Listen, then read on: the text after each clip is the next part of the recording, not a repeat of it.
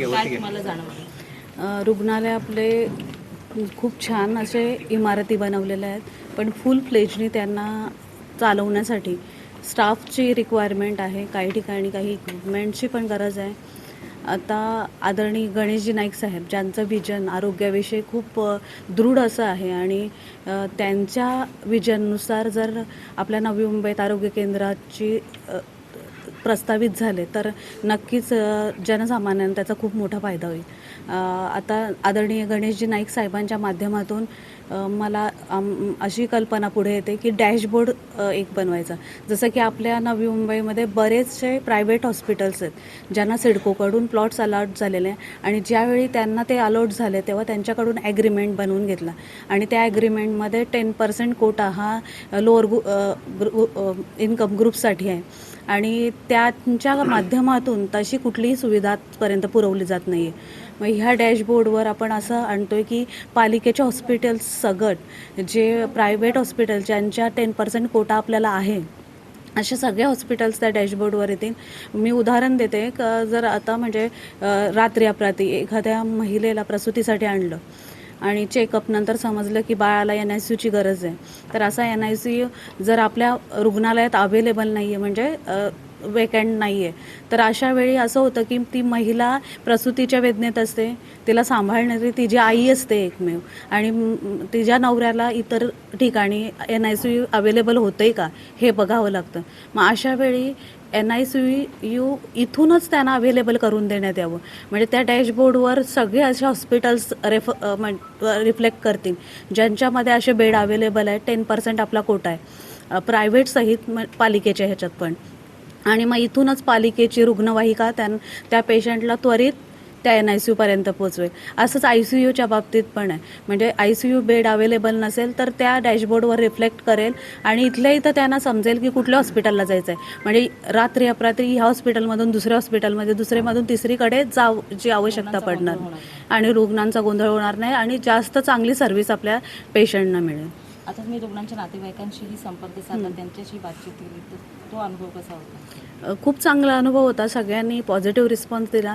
आपल्या हॉस्पिटल्स चांगल्या पद्धतीने मेंटेन केले जातात आणि रुग्णांच्या नातेवाईकांचा पण तसंच पॉझिटिव्ह रिस्पॉन्स आहे की आम्हाला इथं चांगली सर्व्हिस मिळते.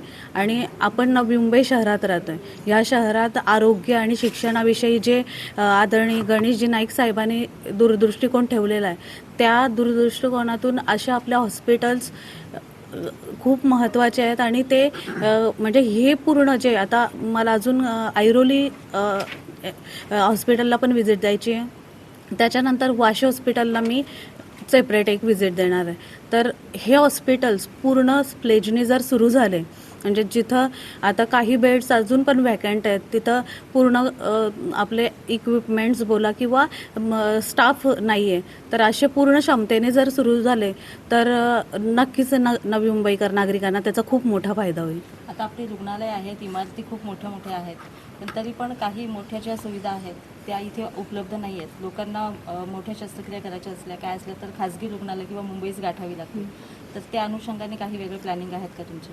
त्यासाठीच असं आहे की जे आपले रुग्णालय आहेत त्या इमारती बनून राहायला नको आहेत, त्याच्यामध्ये रुग्णांना पूर्णपणे सगळ्याच फॅसिलिटी इथल्या इथे अवेलेबल व्हाव्यात. म्हणून आपल्या ज्या आहेत इमारती त्यांना आम्हाला हॉस्पिटल बनवायचं आहे, मल्टी स्पेशालिटी हॉस्पिटल.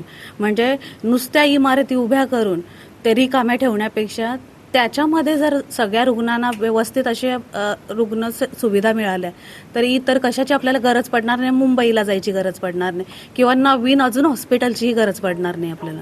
तरी साधारण कधीपर्यंत फुल फ्लेजमध्ये हॉस्पिटल आहे? आता 6 वर्ष आपला बॅकलॉग झाले. प्रशासकीय कार्यकाळात 6 वर्ष गेलीत. आता ह्या 5 वर्षात नक्कीच आम्हाला ही सगळ्या सुविधा आपल्या ह्या 4ही हॉस्पिटल्समध्ये द्यायच्या आहेत. त्याचबरोबर जे आपले UHP आहेत त्यामध्येही चांगल्या चांगल्या सुविधा लोकांना तिथल्या तिथं प्रोव्हाइड करायच्या आहेत. UHP व्यतिरिक्त आपण उपआरोग्य केंद्र तेही सुरू करतोय कंटेनर करून. म्हणजे जिथं आपण आरोग्य केंद्र नाही उभारू शकत तिथं हे जे कंटेनर आरोग्य केंद्र ते आपण स्थापित करतो आणि रुग्णांच्या जवळ जाऊन त्यांचा आपण उपचार करणार आहोत. आणि प्रयत्न आपला असाच असेल की आपले हे जे 4 हॉस्पिटल आहेत हे फुल फ्लेजनी चालावेत, मल्टी स्पेशालिटी हॉस्पिटलसारखे चालावेत. म्हणजे हेच मल्टी स्पेशालिटी हॉस्पिटल म्हणून पुढे भविष्यात आपल्याला ते सेवा द्यावेत. उत्तर घे जरा. रेडी? बोला.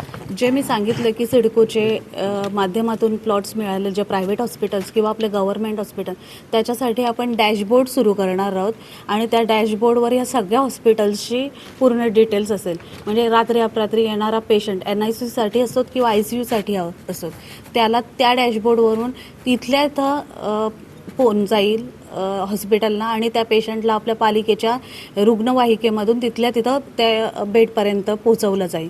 म्हणजे पूर्ण सुविधा आपल्याला ह्या आपल्या हॉस्पिटल्समध्ये नवी मुंबईमधल्याच हॉस्पिटलमध्ये देता येईल.